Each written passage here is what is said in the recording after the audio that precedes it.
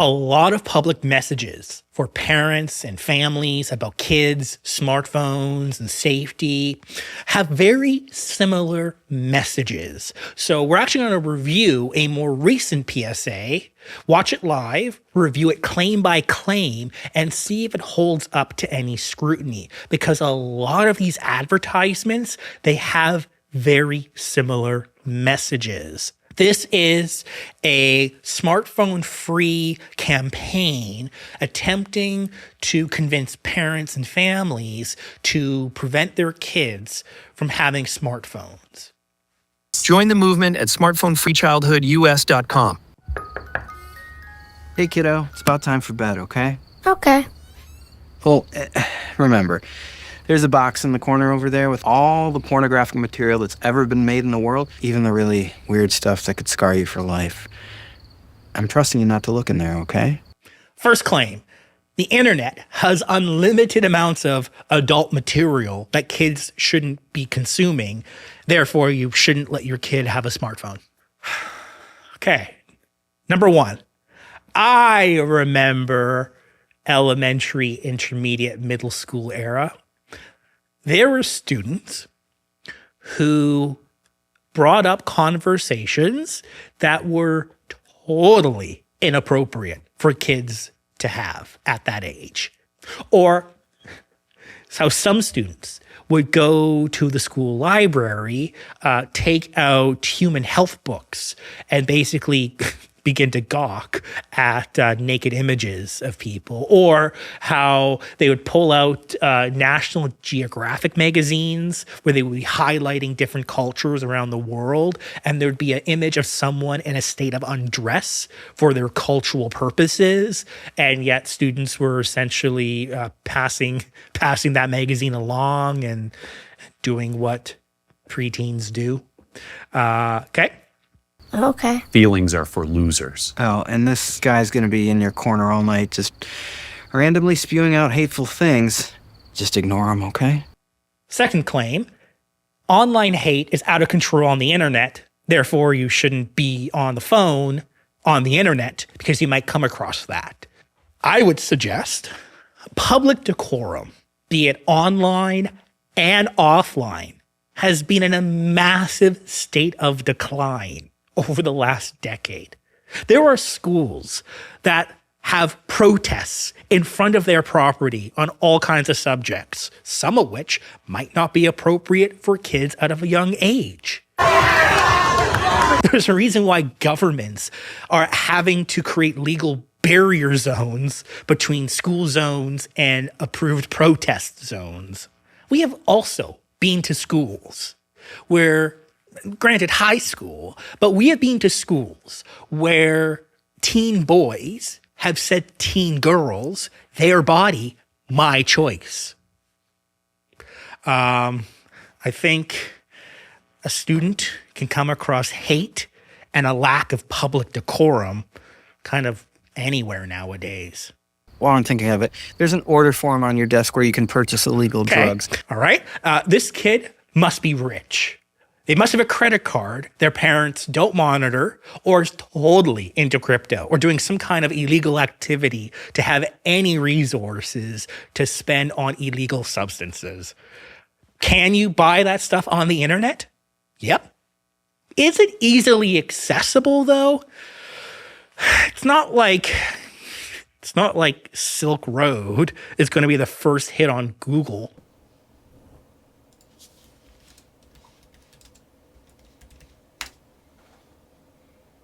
Generally, a lot of platforms have some pretty decent filters that, one, promotion of these services are against the rules. They're blocked, they're banned, they're removed.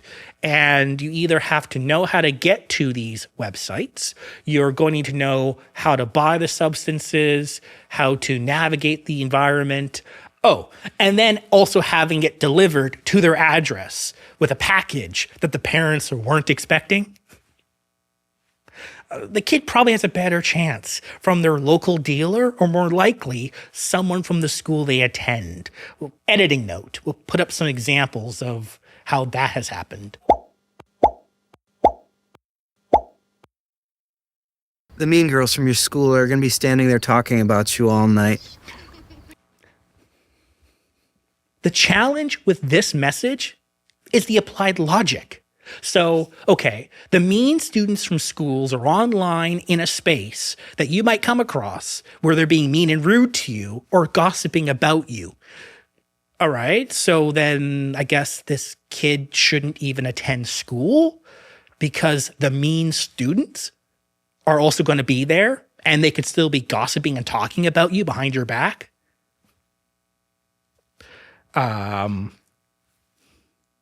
It's not really addressing the harmful speech that, again, might even be protected free speech. And this Russian hacker is going to keep asking for your password. I'm not hacker. Amazon customer service. Just needs you to ignore him, okay? Love you, buddy. The hacker part, that's funny.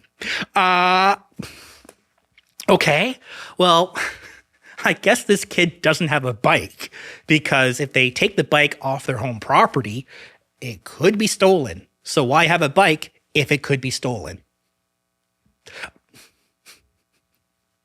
Doesn't exactly make sense. Sure, okay, I can think of some places in my local city where you probably shouldn't take a bike because the probability of it getting stolen is probably more likely, but you can minimize that by having a bike lock. If you take your bike out in public and you don't have a bike lock, and actually, going back to right after the Russian hacker. Ignore him, okay? Love you, buddy. That right there, I think that right there is a more critical message in this PSA that isn't really focused on. I think these messages are perfect for trying to convince parents to not let a kid on a device during inappropriate times unsupervised, like during bedtime, where a lot more bad things could happen, or they're not getting the sleep that they need because they're being distracted. I think if this message focused on that, everything would kind of make more sense. Also, the focus is also very much on just smartphones.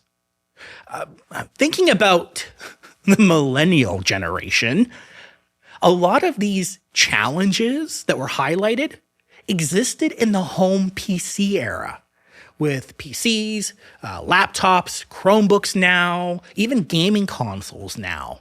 So I'm not really convinced that being smartphone free somehow solves all these issues.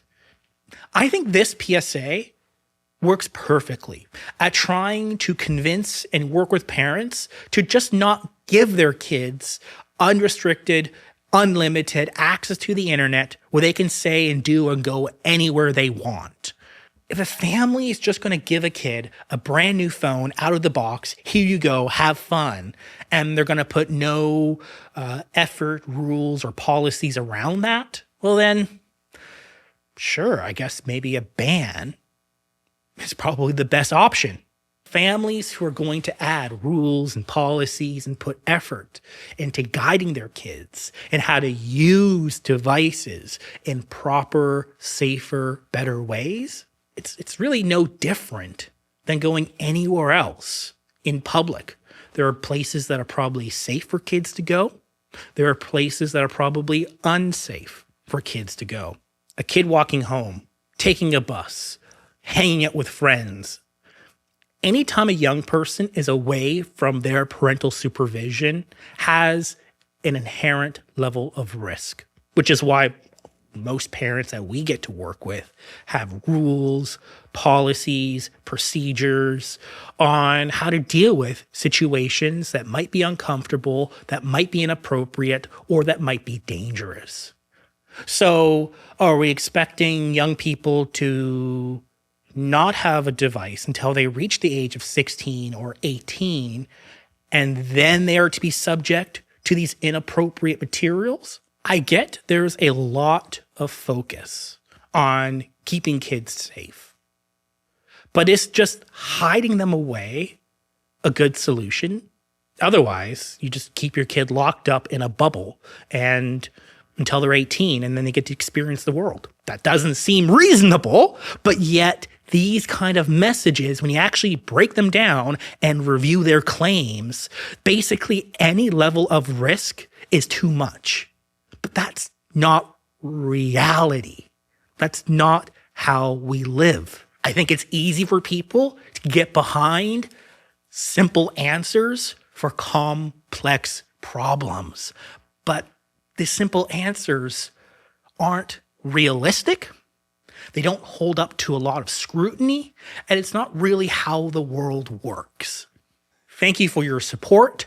Thank you for your time. Like and share the video if you found it interesting or useful. Hopefully we can help parents better critique and comprehend these kind of messages if you might see these advertisements in the future.